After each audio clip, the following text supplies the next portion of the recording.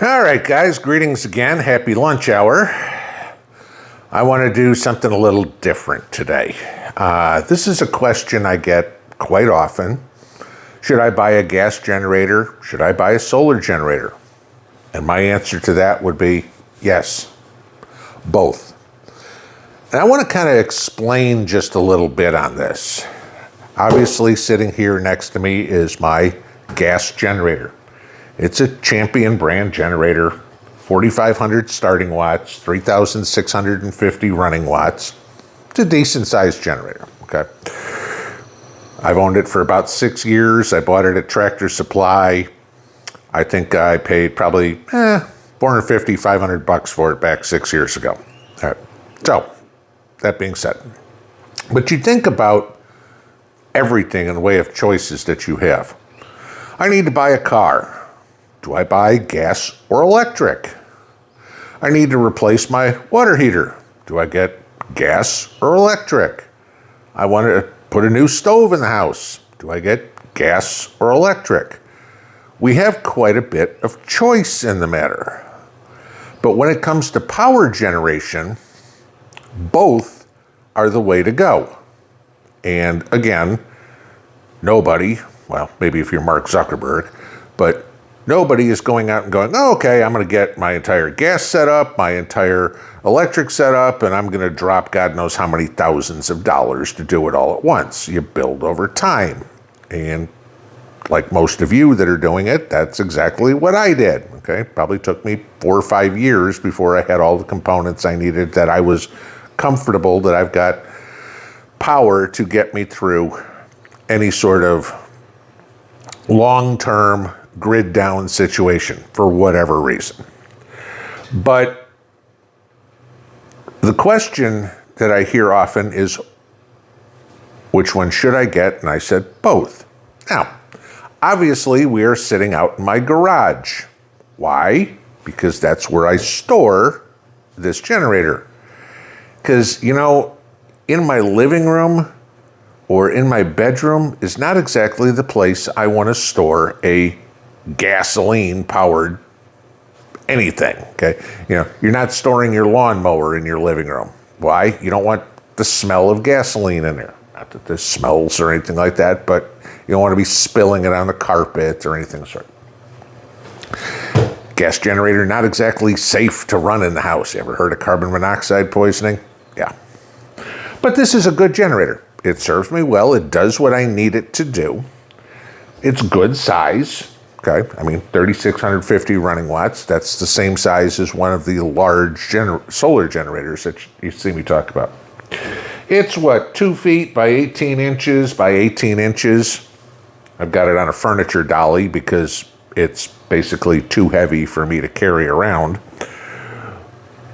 Which, okay, rolling around in the garage is great. If I want to take it out in the backyard, you know what? Furniture dolly not going to roll too well over the lawn. But I want to show you this just as a point, because there is a reason to own these and to own the solar. So let's go inside, and I want to give you a little comparison on why I think you should have both. Okay, so back inside, and before we get into any of my points here, this goes for dual fuel too. If you're running a diesel generator or a propane generator or something like that, all the same logic is applying here. I've got a dual fuel generator as well. So I've got multiple ways of generating power, whether it's solar, whether it's propane, whether it's gasoline. No, I don't have a diesel generator. Okay. But here's my point on all of this, where I think owning both is very important, okay? If we start out just with the simplicity, and what I've got here, just so we know what we're talking about here, is a Bluetti AC200L. This is a 2,400 watt, 2048, or 2,400 watt hour, 2048 watt. So it's about 2/3 the size power of what I've got outside, okay? All right, so why should I have them both? Well, let's just kind of go with some differences, all right? Noise level. You guys know what the sound of a running generator sounds like. If we're in some sort of grid down scenario, you're going to hear an engine running for what? A half a mile, and people all around are going to know you've got power or you've got a generator running. Okay, this is quiet. Maybe you can hear it out on the front porch. That's it, when it's running. If you got lights on at night, of course, somebody's going to know you got power, but we've talked about that multiple times too. So noise level comparison, there is none. Okay. Again, I can run this inside where the gas generator I have to run outside unless I'm suicidal. Okay.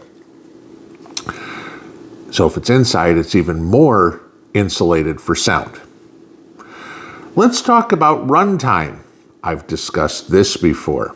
Okay. Now the generator, my gas generator, holds 7 gallons of gas.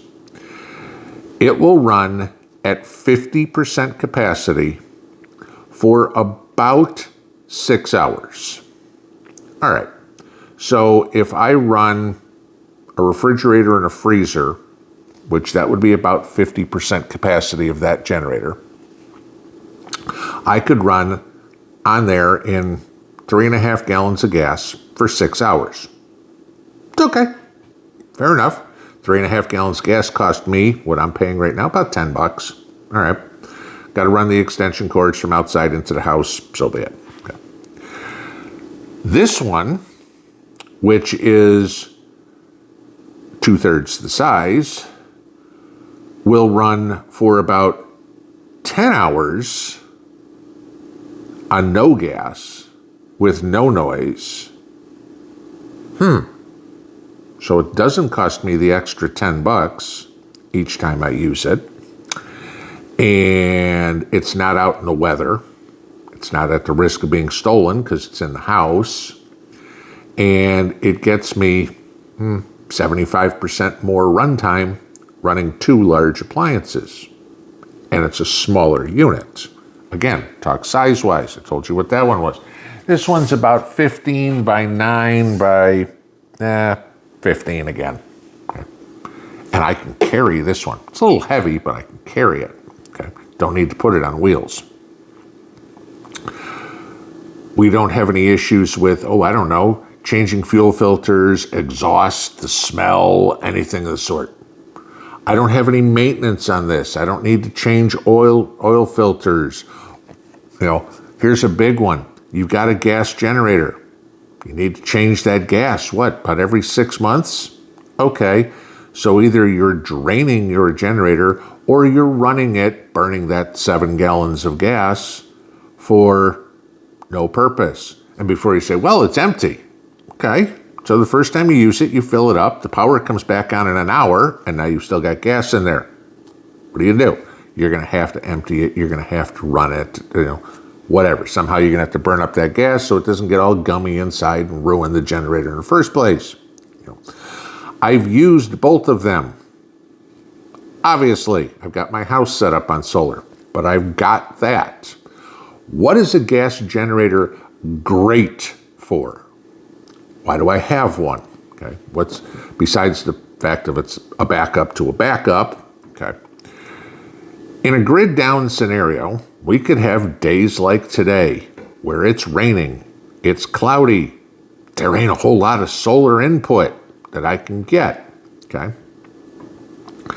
So I'm going to use more energy today than I can create. Well, it doesn't last you too long when you run out of fuel, run out of battery power, and then you go, oh crap, now what do I do? This is where I think a gas generator is best as a backup to this, because I can charge this generator from 0 to full in about an hour off of AC power. So if the sun's not out and I don't have any more charge in my battery, my solar generator here, I can start my gas generator, run it for 1 hour to get this fully charged which then would run my refrigerator for 10, 12, 14 hours. Do you see the point? I could either run the gas generator to run just my fridge, and it'd probably take 12 hours and it'd be worn out. I can do this and run it for 12 hours and it would be worn out. Except if I use the gas generator to charge this, I used 1 hour's worth of gas to get 12 hours worth of power, not 12 hours worth of gas to run my refrigerator. This is why I think that owning both is such a good idea. Okay. Now, obviously there are many generators out there. Some, not, I mean, you guys ask me every once in a while about companies I've never even heard of, okay?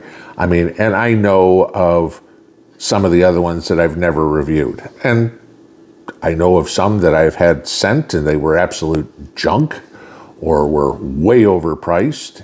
And I said, I'm not going to present this, okay? Doesn't mean that there aren't ones out there that I haven't talked about that aren't good. Not saying that at all. I'm just saying there are ones out there that aren't good that I haven't talked about on video. So at that point, you're on your own.